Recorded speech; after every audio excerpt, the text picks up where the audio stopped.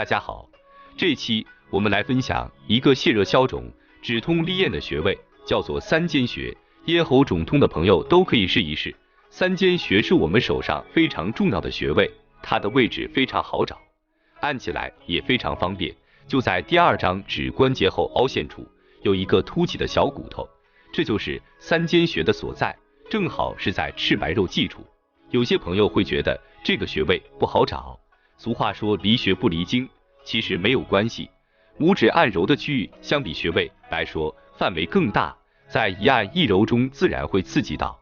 三间穴通常用来治疗咽喉肿痛、口舌生疮以及感冒发烧，通过按揉可以很好的提高穴位的血液循环。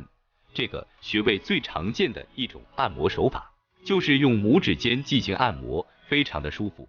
在按揉的时候可以施加一点力度，可有效的缓解喉咙方面的问题。